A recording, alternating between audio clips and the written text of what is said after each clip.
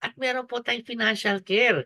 Kasi po hindi po natin maiiwasan, may mga mangyayaring hindi natin inaasahan at dun sa panahon na kailangan talaga ng tulong ng ating member, meron po tayong financial care assistance kung ang nangyari ay sa principal member lamang, no? So 'pag, pumanaw yung ating principal member, meron po tayong 10,000 na ibibigay sa family nung ating member. Yun po hindi po insurance ito, ha. Ito po'y abulin na nung ating Kaiser para makatulong sa pamilya in their time of greatest need. Kung accidental death, meron po tayong na 20,000 na death benefit.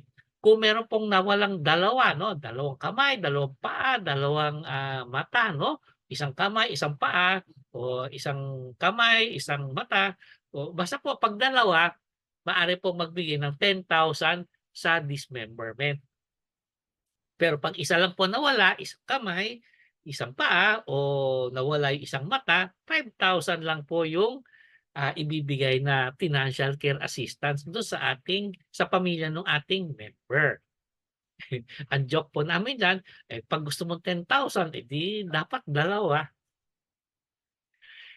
Anyway, pero po siyempre may exception 'no, ang financial care assistance ay ibibigay lang po 'pag yung angkos ay covered at hindi kasama sa exclusion.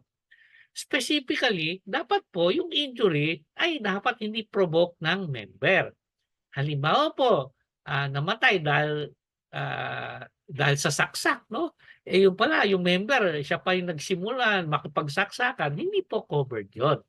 Pero kung siya po ay dahil nasaksak, dahil na-hold up 'no, o may lasing na nagalit sa kanya, covered po yun. Pero 'pag siya yung nag-provoke ng situation, hindi po covered yun 'no. So, hindi rin po kasama kung yung member ay engaged in political activities, performing investigative, security, or political function, or holding any elective government position. At may mga lugar po na hindi rin magbibigay ng financial care assistance kasi po dun ay medyo hindi naman sa, hindi safe yung mga area, pero po dun sa mga areas na yun, hindi po maganda minsan yung record keeping ng gobyerno dun 'no, ng civil registry dun. Kaya po dun minsan, may mga may mga taong ilang beses na namamatay at nabubuhay. So, hindi po covered yung ibang lugar doon. Karamihan ay nasa Mindanao.